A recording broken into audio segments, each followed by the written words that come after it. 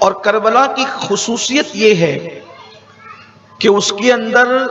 ایسی ہمہ جہتیت ہے اور اس کے اندر ہر نکاتی ایک لاہ عمل ہے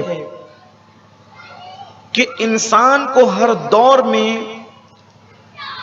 یہی کربلا انقلاب کے لیے مہمیز عطا کرتی ہے۔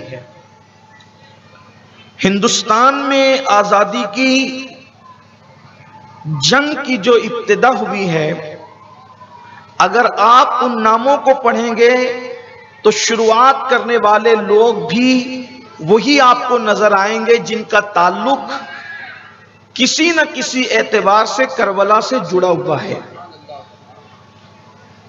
جن لوگوں نے آزادی کی لڑائی میں روح پھونکی ان کا تعلق بھی آپ کو کربلا سے ملے گا۔ ایک طویل داستان ہے، میرا وہ عنوان نہیں ہے، لیکن ایک ایسی شخصیت، ایک شخصیت جو اٹھ کر کے کھڑی ہوتی ہے اور وہ پورے دین کے گرتے ہوئے ڈھانچے کو 61 ہجری کے اندر جو ڈھانچہ دین کا گر رہا تھا اس کو اپنے کندھوں پر اٹھا لیتی ہے، اور ایک ہی شخصیت اس پورے ڈھانچے کو اپنے کندھوں کا سہارا دے کر خون سے سینچ کر اس طریقے سے محفوظ کر دیتی ہے کہ اب قیامت تک اگر کوئی بندہ دین کی حفاظت نہ بھی کرے تو بھی اللہ کا دین گارنٹیڈ محفوظ ہے، اور اب اللہ کا دین کبھی تنہا نہیں ہو سکے گا۔ کیوں؟ اس لیے کہ اب اگر اللہ کے دین کا محافظ بن کر کوئی شخص کھڑا نہ بھی ہو تو کربلا کے وہ تار، کربلا کی وہ نکات، کربلا کا وہ دیا ہوا پیغام ہر مسلمان کے اندر اس طریقے سے جڑ پکڑ چکا ہے کہ کوئی نہ کوئی انسان ضرور بالضرور جو ہے امام عالی مقام کے عزم بالجزم کا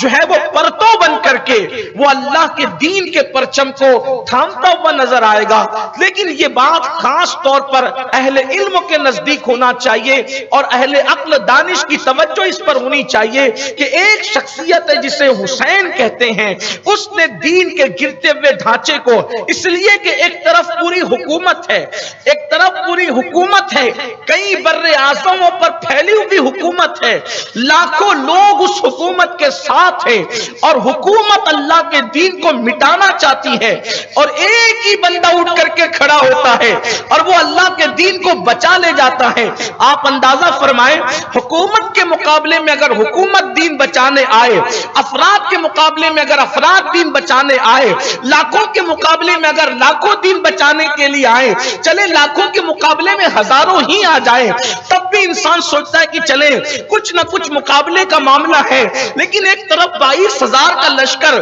یہ تو میدان میں تھا، اس کے بعد لاکھوں کی وہ تعداد ہے جو ان کے پیچھے نہ نظر آنے والی ہے، لیکن ایک بندہ کھڑا ہوتا ہے پورے عزم کے ساتھ اور اللہ کے دین کو وہ بچا لے جاتا ہے۔ آخر آپ امام حسین کی شخصیت کو سمجھنے کی کوشش کریں، لیکن اس سے پہلے کہ امام علی مقام کی شخصیت کو ہم سمجھیں، اس لیے کہ جب بھی کوئی انسان بنتا ہے، جب بھی کوئی انسان سنورتا ہے، جب بھی کوئی انسان ترتیب پاتا ہے تو اس میں 3 چیزیں بنیادی طور پر ہوتی ہے۔ جس ماحول میں اس کی پرورش ہو رہی ہے وہ ماحول بہت زیادہ اہمیتوں کا حامل ہوتا ہے۔ نمبر 2، وہ جس سے خون کا رشتہ رکھتا ہے وہ خون کا رشتہ بڑا اہمیتوں کا حامل ہوتا ہے، اور اس کا دودھ کا رشتہ جس سے ہوتا ہے وہ رشتہ دودھ بھی بڑی اہمیتوں کا حامل ہوتا ہے۔ ایک بات یاد رکھنا، اگر یہ 3 بنیادی چیزیں نہیں ہیں، اگر کوئی بندہ ملمہ کاری کی وجہ سے ایک دوسرے کو دیکھا دیکھی کی وجہ سے بدلتا ہے تو اس کے اندر بنیادی طور پر وہ جذبہ نہیں پیدا ہوتا۔ جیسے مثال کے طور پر ایک بات آپ کو بتائی جائے، بہت جلدی عنوان پر پہنچتے ہیں، اگر آپ کسی بکری کو شیر کی کھال پہنا دیں کہ وہ بکری شیر کی کھال پہن لے، لیکن بکری شیر کی کھال پہن کر دور سے آپ کو شیر تو نظر آئے گی، مگر جب وہ بولے گی تو اس کی حقیقت جو ہے وہ بالکل بے نقاب ہو جائے گی، کیونکہ وہ شیر کی کھال پہن کر اپنی کھال کو چھپا تو سکتا بکری، لیکن وہ شیر کی دھاڑ لائے کہاں سے، وہ شیر کی آواز لائے کہاں سے، وہ شیر کی جرأت اور شجاعت لائے کہاں سے؟ کیونکہ وہ تو فطری طور پر ہے، وہ تو نسبی طور پر ہے، وہ تو خونی طور پر ہے، وہ تو دودھ کا اثر ہے، اس لیے کہ اللہ اکبر چمڑے پہن کر کے کوئی بدل نہیں سکتا۔ لوگ دھوکہ تو کھا سکتے ہیں بلا تمثیل۔ یہ شیر، یہ خون، یہ ماحول، یہ تین چیزیں انسان کی زندگی پر بہت زیادہ اثر انداز ہوتی ہے۔ میرے پیارے آقا علیہ السلام کے پیارے دیوانوں، ایک دوسرے کو دیکھا دیکھی اگر انسان با اخلاق ہو جائے، با اخلاق ہو جائے، با کردار ہو جائے، علم حاصل کر لے، تقدس حاصل کر لے، تقوی حاصل کر لے، کہیں نہ کہیں اس کا پیر پھسلتا ہے، کہیں جرأت میں پیر پھسلے گا، کہیں گفتگو میں پیر پھسلے گا، کہیں نہ کہیں اس کا پیر ضرور پھسلے گا، کردار پر، گفتار پر، انداز زندگی پر کہیں نہ کہیں اس میں کمی ضرور واقع ہوگی۔ لیکن آج جس امام علی مقام نے میدان کربلا سجایا ہے اور پورے دین کو قیامت تک محفوظ کیا ہے، اللہ اکبر، اس کا اثر یہ رہا کہ دنیا میں جب بھی کوئی یزیدی فتنہ اٹھا، کسی کی اولاد میں سے کوئی کھڑا ہوا